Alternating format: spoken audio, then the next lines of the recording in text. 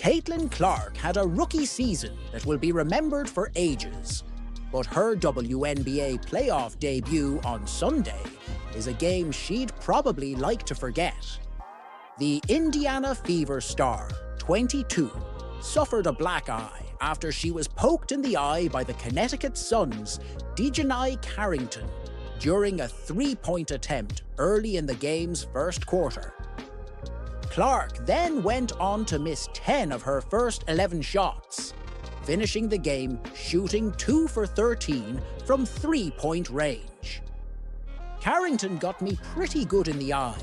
I don't think it affected me, Clark said, according to the Associated Press, refusing to blame her relatively lackluster performance on the first quarter incident.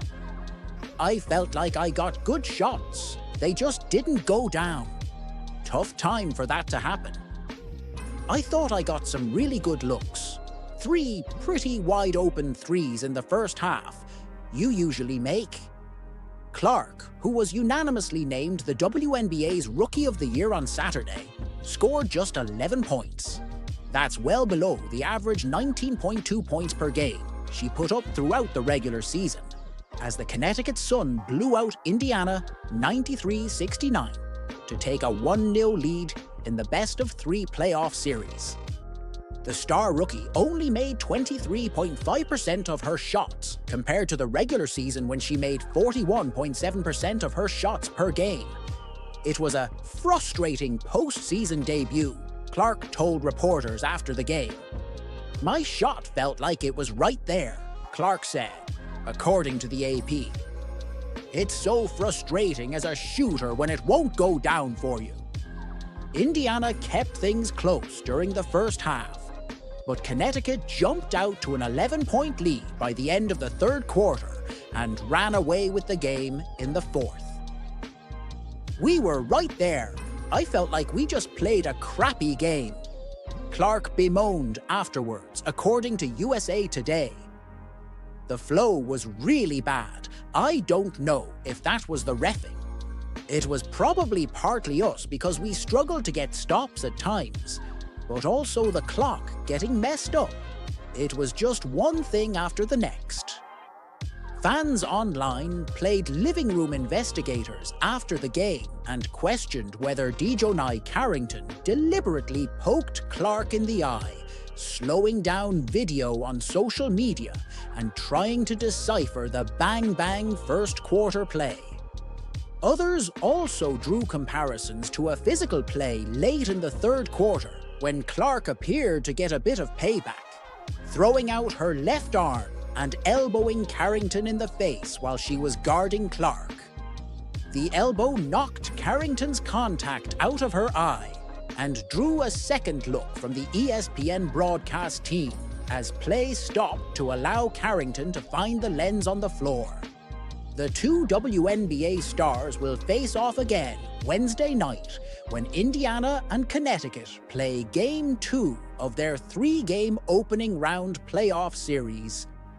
The Indiana Fever's star rookie missed 10 of her first 11 shots before finishing with 11 points and 8 assists in the team's 93-69 loss to the Connecticut Sun on Sunday. The AP's Rookie of the Year refused to use the early first quarter eye poke as an excuse for her off night. "Got me pretty good in the eye. I don't think it affected me," she said. "I felt like I got good shots. They just didn't go down. Tough time for that to happen. I thought I got some really good looks. 3 pretty wide-open threes in the first half. You usually make." Clark's shooting struggles continued early into the third quarter before the Fever called a timeout. The young star smacked a chair on the bench in frustration. That seemed to get her going a little bit as she came out and hit her next 3 shots. Unfortunately for Indiana, Connecticut guard Marina Mabrey got hot, scoring 11 of her 27 points in the third quarter, and the Fever could never recover. "My shot felt like it was right there," said Clark, who finished the game 4 for 17 from the field. including missing 11 of her 13 three-point attempts. It's so frustrating as a shooter when it won't go down for you. That's what stinks about it. We were right there. I think we cut it to 8, but then they came back down and hit a 3 on us. I took on the challenge. Next game, she'll come out firing, Bonner said. Clark will get another chance Wednesday in Game 2, hoping to send the series back to Indiana for a decisive third game Friday. The WNBA's single-season assist leader made her regular season debut in Connecticut, also back in May. She struggled in that game as well, missing 10 of her 15 shots. Even though this was a road game, like they have most of the season, the Fever had a strong following in Connecticut. It felt like nearly an even split of the sellout crowd who were cheering on almost everything positive that Clark and Indiana were doing. Caitlin draws a lot of fans. She's amazing, Mabry said. They can come see whoever they want to come see, but at the end of the day, we're here to win a championship. Copyright 2024, Nexstar Media, Inc., all rights reserved.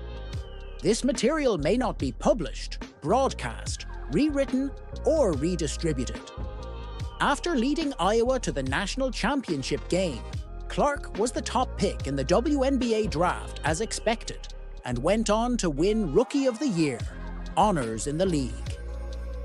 Fans packed sold-out arenas and millions of television viewers tuned in to follow her journey. Clark's exploits were far-reaching, casting a light on other women's sports leagues along the way.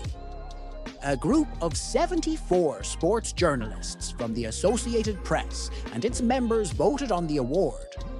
Clark received 35 votes. Olympic gymnast Simone Biles was second with 25, and boxer Emaine Kelif was third, getting 4 votes.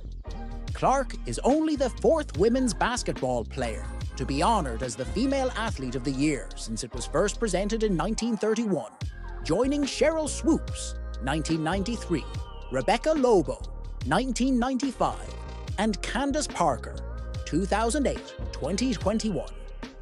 I grew up a fan of Candace Parker and the people who came before me, and to be honored in this way is super special. And I'm thankful, Clark said in a phone interview. It was a great year for women's basketball and women's sports. Shohei Ohtani won the AP Male Athlete of the Year on Monday for the 3rd time. Clark broke the NCAA Division I career, scoring record for both men and women, finishing her career with 3,951 points, while guiding Iowa to its 2nd consecutive national championship game. After her Hawkeyes lost to South Carolina for the title, Gamecocks coach Dawn Staley took the mic during her team's celebration and said, "I want to personally thank Caitlin Clark for lifting up our sport. For all the success Clark has had and the attention she has brought to women's basketball, she is often the centerpiece of debates and online toxicity towards her and other players in the league. For her part, Clark has disavowed the toxic discourse."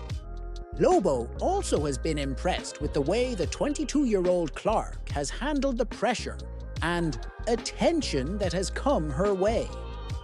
"I would say she's navigated it almost flawlessly. She hasn't had any big missteps or misspeaks at a time you're under constant scrutiny," Lobo said. "She seemed to say and do all the right things. That's just incredible at a time when it's constant attention and scrutiny. She has not done anything to tarnish this sort of mild persona she has."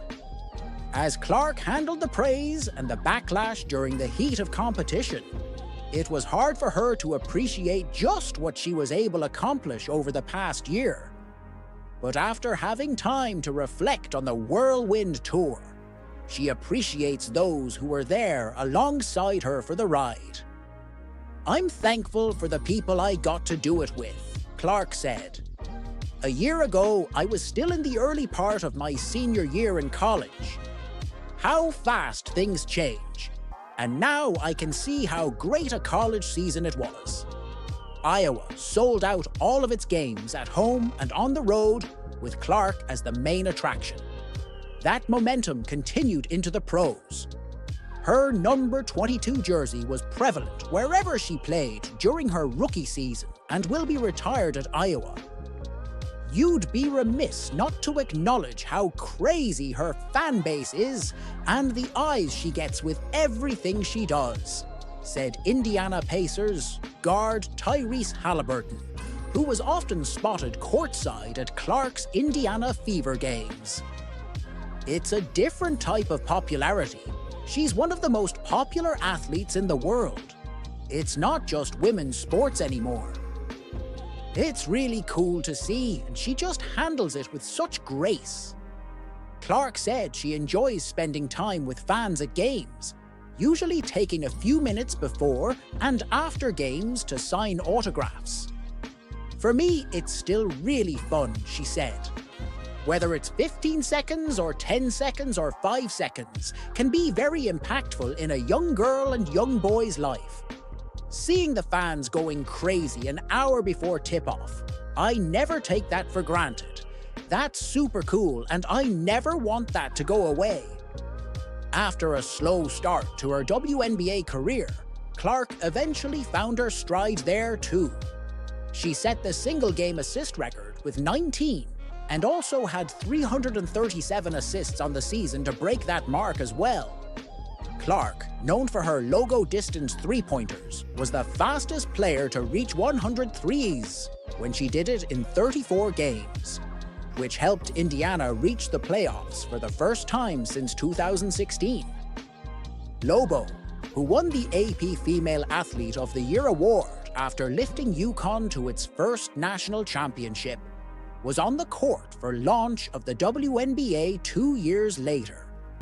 The ESPN analyst sees Clark's ascension as something different. She's brought unprecedented attention, both in the building, but also viewership to the sport that was worthy of it, but didn't have it yet, Lobo said. There's never been anything like this. That time frame from 1995 and 97 was a baby step in the progression of it all.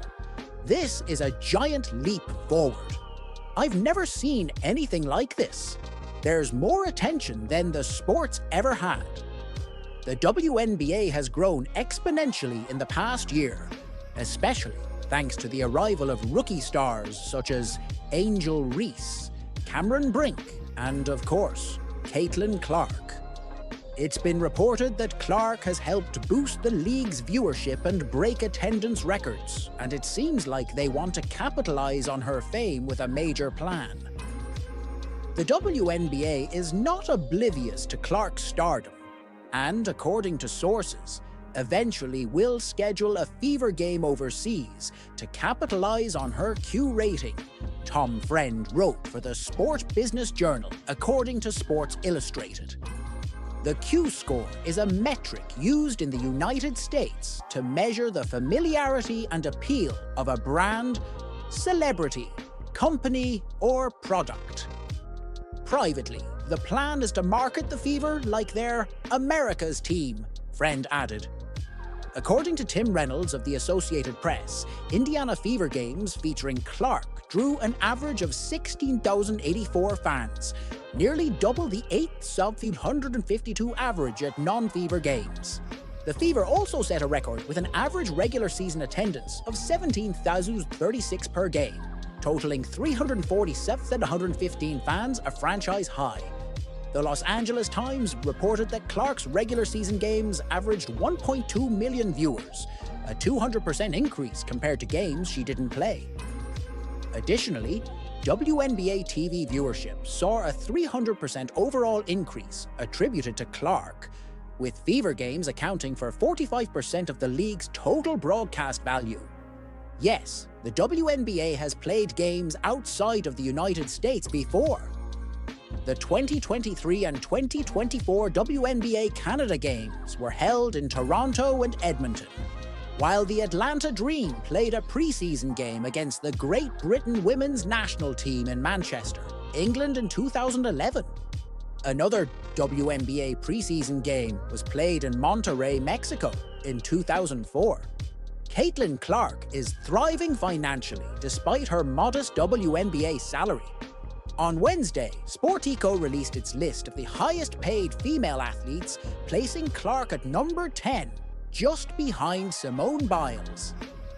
She was the only basketball player to make the list, earning $11.1 million in 2024.